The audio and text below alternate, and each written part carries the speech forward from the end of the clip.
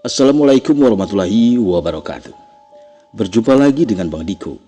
Kali ini Bang Diko akan melanjutkan cerita yang kemarin yang berjudul Disuntik Mati Karena Ganjet Season 2. Mau tahu kelanjutannya?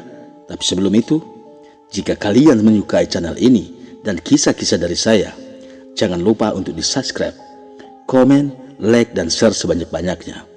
Gak usah basa-basi lagi, langsung saja kita lanjut ke alur ceritanya. Setelah pariwara berikut ini.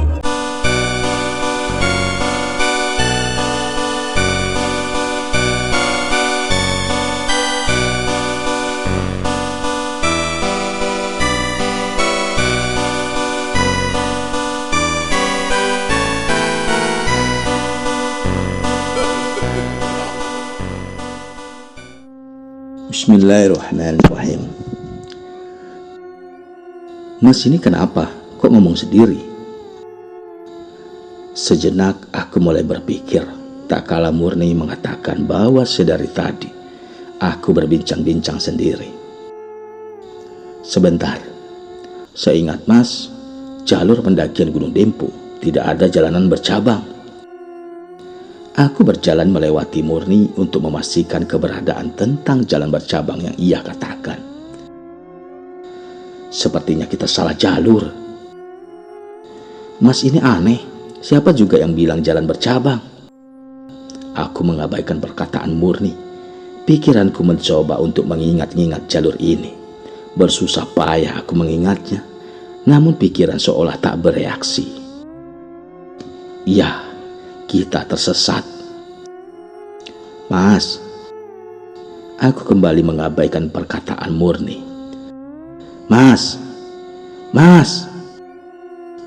Di luar dugaan, kejadian ini membuatku linglung. Aku baru tersadar ketika Murni berteriak di balik daun telingaku. Iya. Mas kenapa sih? Macam orang linglung aja. Astagfirullah. Aku mencoba menguasai diri. Jangan sampai keanehan ini menguasai hati dan pikiranku. Aku melirik jam tangan. Jarum pendeknya mengarah ke angka 15.20. Kita istirahat dulu. Sepertinya ada yang ganjil dengan jalur ini. Ganjil gimana, Mas? Coba kamu pikirkan. Perasaan tadi Pengleo dan Tina masih terlihat dari kejauhan. Kan kata Mas mereka belok. Aku menghela napas. Murni, kamu jangan khawatir ya. Sebenarnya jalur yang kita lewati bukanlah jalur pendakian. Mas baru ingat, belokan itu berada di antara shelter Gerbang Rimba dan shelter 1. Coba kamu lihat pohon-pohon di sini. Tidak ada pelang bertuliskan 99 Asmaul Husna. Murni memeriksa sekeliling. Pandangan matanya mengedar ke semua pohon-pohon sekitar. Mas yang picit, itu ada pohon bertuliskan Asmaul Husna. Lagian siapa pula yang bilang ada belokan? Aneh. Sungguh, aku telah dibuat linglung.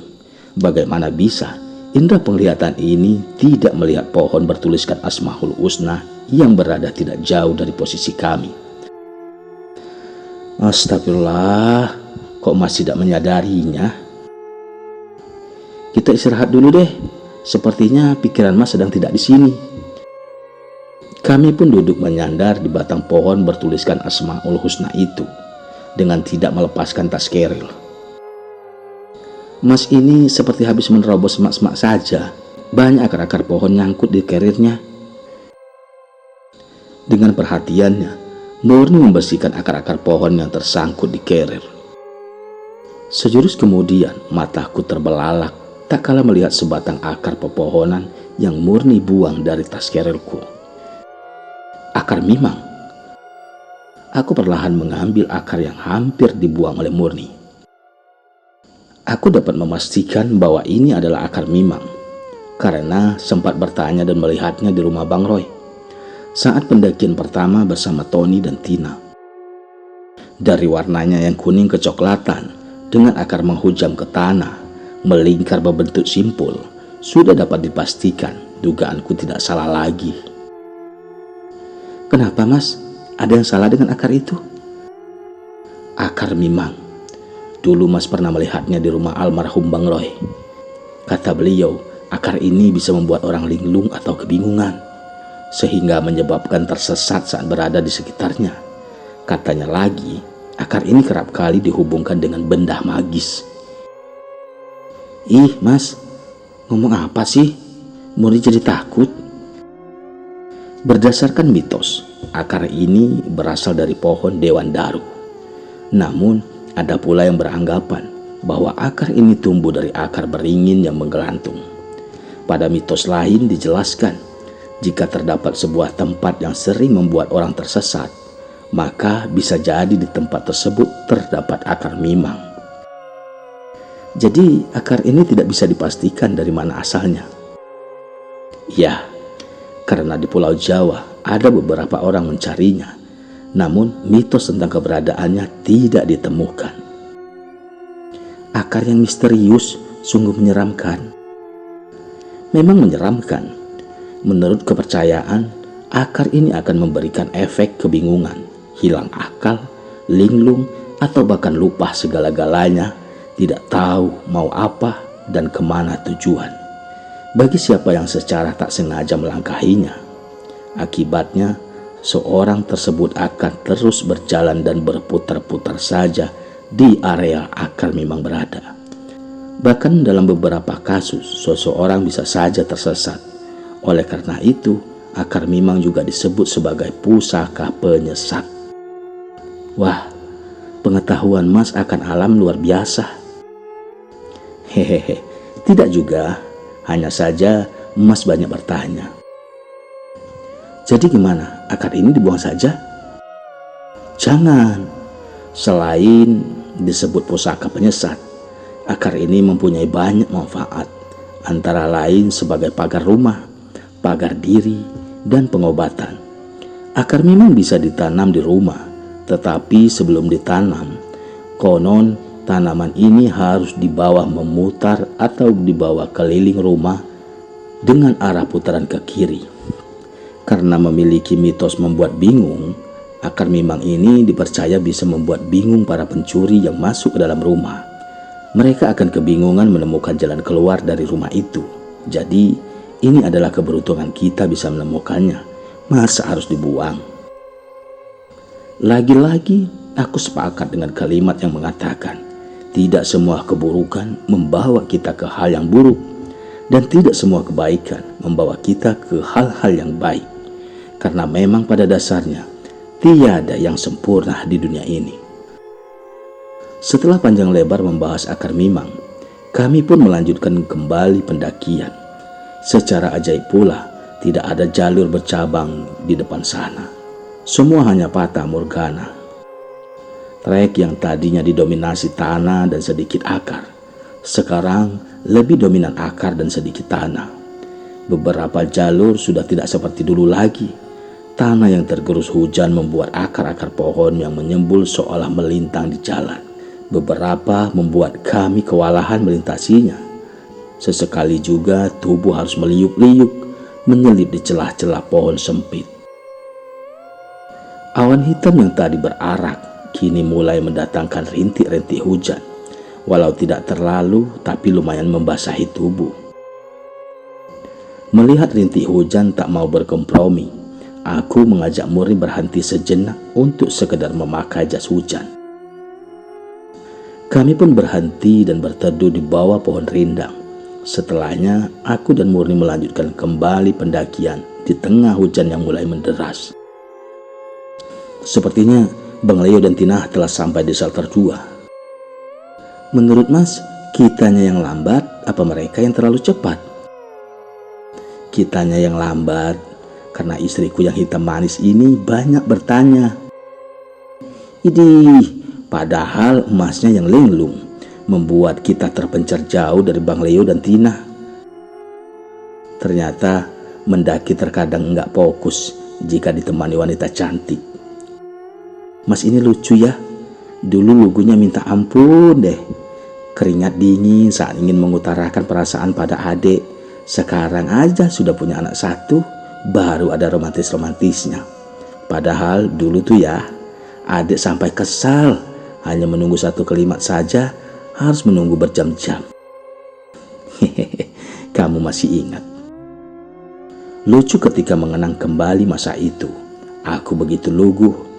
Memang benar apa yang dikatakan Murni, butuh waktu berjam-jam untuk ku mengatakan perasaanku kepadanya. Dia cinta keduaku setelah ibu, dan aku berharap semoga dia juga yang terakhir. Sudah, kita lanjut lagi. Nostalgia tidak akan pernah berakhir jika dikisahkan. Kusambut tangan wanita yang hampir 2 tahun ini menyerahkan hidupnya padaku itu. Kemudian bersama-sama meniti langkah memulai pendakian. Beberapa puluh menit berlalu, kami akhirnya tiba di shelter 2 tak kala hari mulai gelap. Bukan karena cuaca yang sedang mendung, tapi memang sianglah yang akan berganti malam. Hal pertama yang kami lihat, keberadaan Bang Leo di dalam shelter seorang diri. Dalam hati bertanya-tanya, kemana Tina?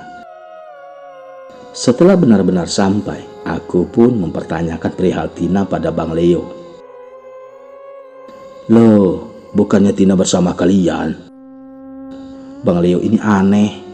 Bukannya sedari tadi Tina bersama abang? Ketegangan mulai terjadi. Hari yang mulai gelap membuat kami semakin khawatir. Po, Tina. Bang, aku mau pipis. Pipis aja di semak-semak sana. Bukannya memberi perhatian atau menunggu di kejauhan, Bang Leo malah terus mendaki. Abang mau kemana? Tungguin dong. Nggak ditungguin juga nggak apa-apa. Kan ada Tio dan Murni di belakang.